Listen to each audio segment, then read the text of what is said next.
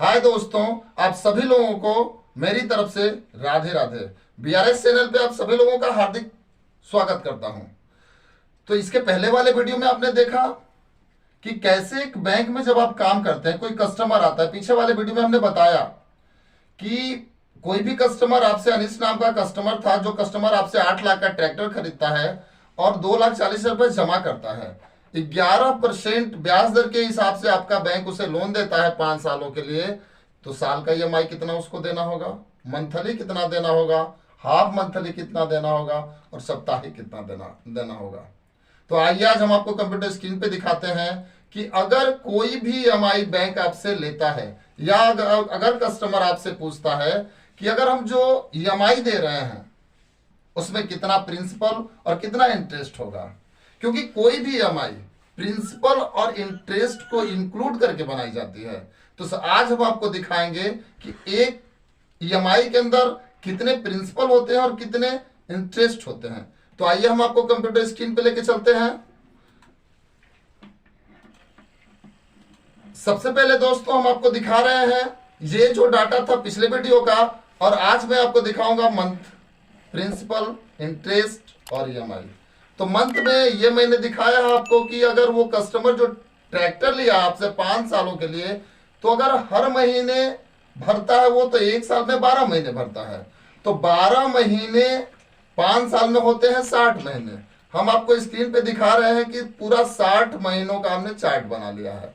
और चार्ट बना के सबसे पहले हम प्रिंसिपल निकालते हैं। तो प्रिंसिपल निकालने के लिए इक्वल, और प्रिंसिपल का फॉर्मूला होता है PPMT। PPMT टैब की दबाएंगे, और टैब की दबाने के बाद सबसे पहले इसके सिंटेक्स को पढ़ेंगे। सिंटेक्स कहता है इस फॉर्मूले का, क्योंकि अगर किसी भी फॉर्मूले का हम सिंटेक्स बारीकी से पढ़ते हैं तो आराम से हम कोई भी फॉर्मूला चला सकते हैं। तो सिंटेक्स इसका पढ़ रहे हैं। सबसे पहले लिखा है रेट, यहां पे आपको दिखा रहा है फॉर्मूले में सिंटेक्स रेट। तो रेट क्या है, इसका रेट है 11%। हम सिलेक्ट करते हैं 11%। अब फिर हम कितना बार देना चाहते हैं, यानी महीने में उसको कितना, साल में कितना बार देना चाहते हैं। तो साल में हम 12 बार देना चाहते हैं। तो यहां बटे में फिर लिखते हैं 12, इसके बाद कॉमा, और कॉमा देने के बाद फिर ये पूछ रहा है पर, यानी प्रत्येक महीने। तो प्रत्येक महीने के लिए पहले महीने को चुनते हैं, पहले महीने को हमने चुन लिया, फिर देते हैं इसको कॉमा, और कॉमा देने के बाद फिर ये आपसे पूछ रहा है नंबर ऑफ पेमेंट, यानी कितना बार पेमेंट देना है आपको। तो 5 साल देना है, तो 5 साल में कितना होगा, हर महीने देते हैं तो 60 बार। या तो आप 60 लिख लीजिए, या तो आप सिलेक्ट कर लीजिए ईयर को। तो ईयर को मैंने सिलेक्ट कर लिया, फिर मैंने लिखा गुणा 12, और गुणा 12 के बाद फिर मैंने कॉमा दिया। इसके बाद अब पूछ रहा है PV, present value. Present value क्या, प्रेजेंट प्रिंसिपल है मेरा 8 लाख, लेकिन प्रेजेंट वैल्यू में उसने डाउन पेमेंट भी किया हमको, तो माइनस के साथ फिर डाउन पेमेंट को सिलेक्ट कर लेते हैं, और सिलेक्ट करने के बाद कोष्ट बंद करेंगे, और बंद करने के बाद इंटर की दबाएंगे। इंटर की दबाने के बाद ये फिर एक बार माइनस में आ रहा है। इसके पहले वाले वीडियो में भी हमने बताया, इस वीडियो में भी मैं बता रहा हूं कि अगर ऐसा आपका आंसर आता है तो फिर वापस उसी फॉर्मूले पे चले जाइए, या तो उस फॉर्मूले में माइनस लगा लीजिए या एबीएस का फॉर्मूला चला दीजिए। तो मैं माइनस लगा लेता हूं, और फिर आंसर देखिए 7,042 रुपए 42 पैसे आता है। तो ये रहा प्रिंसिपल। और प्रिंसिपल के बाद अब प्रिंसिपल को हम खींचेंगे पूरा, तो इसके लिए क्या करेंगे, D9 को हम फिक्स करते हैं, और फिक्स करने का शॉर्ट की है F4। तो D9 को फिक्स करते हैं, तो D9 को फिक्स करने के लिए यहां रखेंगे पॉइंटर F4। फिर इसके बाद D11 को भी सिलेक्ट करते हैं, और फिर F4, और इसके बाद D5 और D7 को मैं सिलेक्ट करता हूं, और सेलेक्ट करने के बाद फिर दबाता हूं F4 दबाने के बाद फिर इंटर करता हूं। इसके बाद फिर इसको खींच देता हूं नीचे तक, यानी 60 महीने तक, और 60 महीने तक खींचते हैं। तो ये देखिए आपके सामने आंसर आ रहा है, आ गया आंसर। और इसके बाद सबसे ऊपर चलते हैं हम लेके इसको,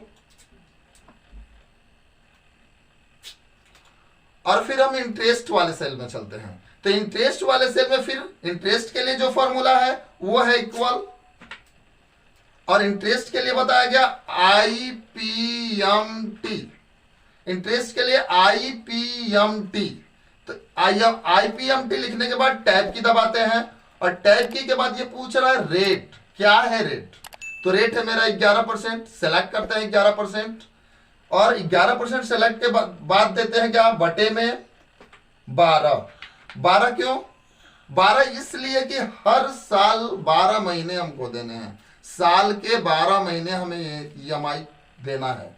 तो बटे में 12 कॉमा, फिर इसके बाद क्या, रेट। तो रेट क्या है, सॉरी, फिर इसके बाद पर।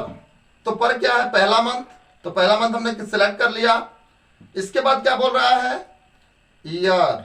फिर इसके बाद बोल रहा है कि नंबर ऑफ पेमेंट, यानी ईयर, यानी कितना बार आपको पेमेंट देना है। तो मैंने बताया कि या तो आप 60 लिख लो या तो ईयर को सेलेक्ट कर लो। तो यहां कॉमा देते हैं, और कॉमा देने के बाद ईयर को सेलेक्ट करते हैं, फिर क्या, फिर गुणे में 12, गुणे में 12 देने के बाद फिर कॉमा। इसके बाद पूछ रहा है आपसे PV, प्रेजेंट वैल्यू क्या है आपका। तो प्रेजेंट वैल्यू है ये, और प्रेजेंट वैल्यू माइनस इसके बाद डाउन पेमेंट, और डाउन पेमेंट फिर कोस्ट बंद करते हैं, और कोस्ट बंद करने के बाद यहां D9 को अब लॉक कर लेते हैं, D9 को सेलेक्ट करते हैं, फिर लॉक कर लेते हैं, फिर D11 को सेलेक्ट करते हैं, लॉक कर लेते हैं, फिर D5 और D7 को भी हम सेलेक्ट करते हैं और लॉक कर लेते हैं। लॉक करने के बाद IPMT के पहले हम माइनस चला देते हैं ताकि वो रेड कलर में ना आए आंसर। फिर इसके बाद इंटर, और इंटर के बाद ये आ रहा है आंसर। इसके बाद इसको पूरा 60 महीने तक खींच देते हैं,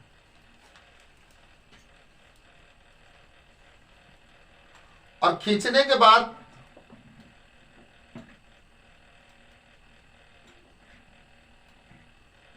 ऊपर चलते हैं EMI। तो EMI के लिए क्या है कि प्रिंसिपल प्लस इंटरेस्ट, तो इक्वल प्रिंसिपल प्लस, और इसके बाद इंटरेस्ट, इसके बाद इंटर। इंटर में आ रहा है EMI आपको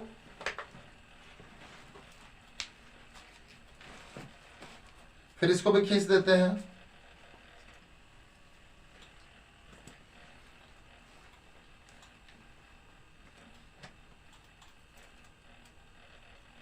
इंटर भी खींच देते हैं। इंटर दबाने के बाद हमको खींच रहे हैं, इसको खींचने के बाद ऊपर आते हैं,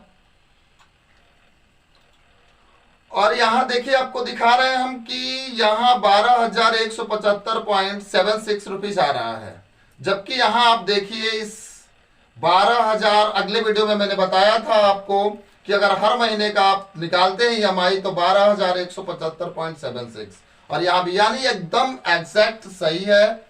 प्रिंसिपल आपका आता है 7,042 रुपए 42 पैसे, और इंटरेस्ट आता है 5,133 रुपए 33 पैसे। ये देखेंगे आपका कि प्रिंसिपल हर महीने कुछ ना कुछ बढ़ रहा है, और इंटरेस्ट क्योंकि जितना हम मूलधन जमा करते जाते हैं उतना ही इंटरेस्ट धीरे धीरे करके घट जाता है, और सबसे आखिरी में आके आप देखेंगे 60वें महीने में ये इंटरेस्ट 110 रुपए बस रह जाते हैं। यानी इंटरेस्ट धीरे धीरे घटते हैं और प्रिंसिपल धीरे धीरे बढ़ते हैं, और दोनों को मिला के बैंक EMI लेता है। दोनों को मिला के बैंक EMI लेता है आपसे, और इस EMI पे आपको पूरा लोन टिका हुआ है। इसके बाद हम आपको बताएंगे अगले वीडियो में कि अगर कोई भी कस्टमर अगर आपसे लोन लेता है लेकिन उसमें वो डाउन पेमेंट नहीं जमा करता है, जैसे KCC, अगर आपके बैंक से कोई कस्टमर KCC लेता है और आपको डाउन पेमेंट नहीं करता है, केवल आपसे मूलधन लेता है, तो वो कैसे हम हल करेंगे अगले वीडियो में। और इस वीडियो को सब्सक्राइब करें, कमेंट करें, शेयर करें। तब तक के लिए राधे राधे, धन्यवाद।